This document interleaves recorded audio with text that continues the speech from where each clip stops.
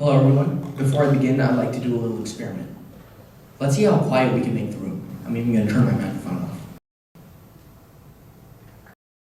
Now what you just heard, or should I say didn't hear, was the sound of silence.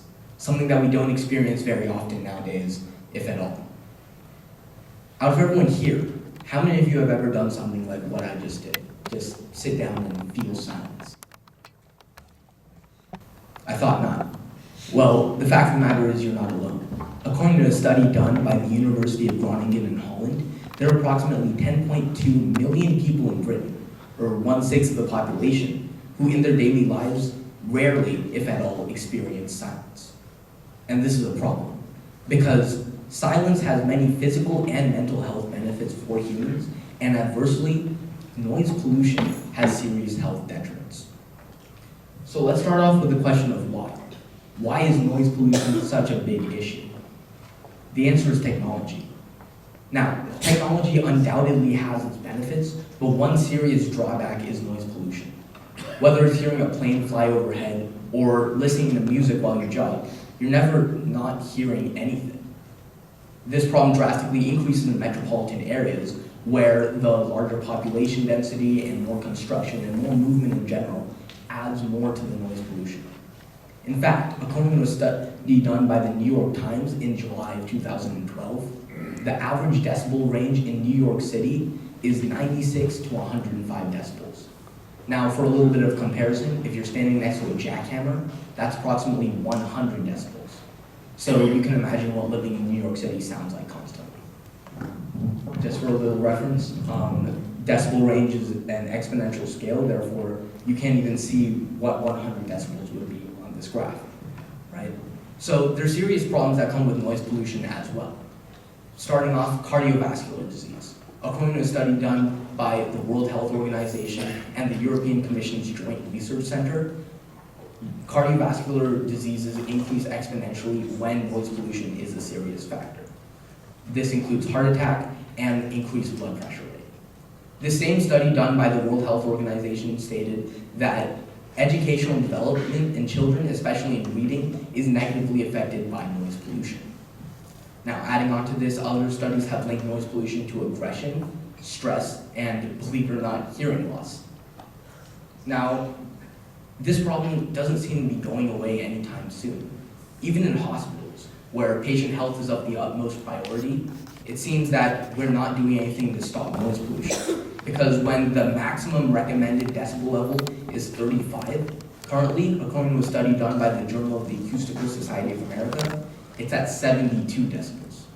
So if you see that, that's around right here to right there.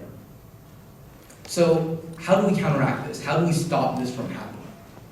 The answer is right in front of us: silence. Starting off with the physical health benefits of silence, silence is directly related to making you more relaxed. In fact, according to a study done by Hart in 2006, when comparing silence to 6 different types of music, including relaxing music, silence was proven more effective in truly relaxing the body. This includes lowering both heart rate and breathing rate. Moreover, silence has been shown to stimulate neurogenesis, or the creation of new neurons in the brain. Moving on to the mental health benefits of silence, silence has been shown directly to decrease your stress levels, which means not only decreasing your chance further of gaining cardiovascular disease, but also decreasing your chance of gaining a mood disorder, anxiety disorder, or depression. Now, moreover, the neurogenesis stimulated by silence has a particular effect in the hippocampus, or the area of the brain related to memory. So silence directly improves your memory as well. Other studies have linked silence to directly decreasing your chance of getting insomnia or another sleeping disorder. Once again, directly combating noise pollution. And finally, silence is good for your concentration, as you're no longer focusing on external stimuli and can instead focus on the task at hand. So, whenever I talk about this, one problem is everyone seems to fear silence. All too often, when hearing the term awkward silence, people are just referring to silence in general. So, why is that? Let's delve into another question. Why do we fear silence? According to Professor Bruce Fell of Charles Sturt University, fear of silence is a learned trait. Because we're so used to hearing silence throughout the day, we're not used to not hearing any background noise at all. The good thing about this, though, is that if silence is a learned trait, that means it also can be unlearned. All we need is a little bit of practice getting used to it. A little bit of habituation, just spending a little more and more time in silence every day. So, whenever I come to this solution, people state that they just don't have the time, that they're too busy, they can't take time out of their day just to sit there doing nothing. But the study published by Heart magazine that stated that silence relaxes the body occurred in just 2 minutes. 2 minutes is all it takes to lower your heart rate and your breathing rate. 2 minutes is all it takes to make you feel relaxed. It doesn't have to be some grand venture. Wherever you are, no matter what you do, all you need to do is just feel silence. So once again, I'd like to do this experiment again. Let's feel the silence and actively try and feel the effects, lowering heart rate and lowering breathing rate.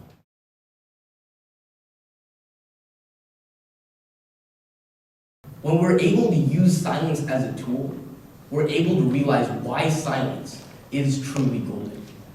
Thank you.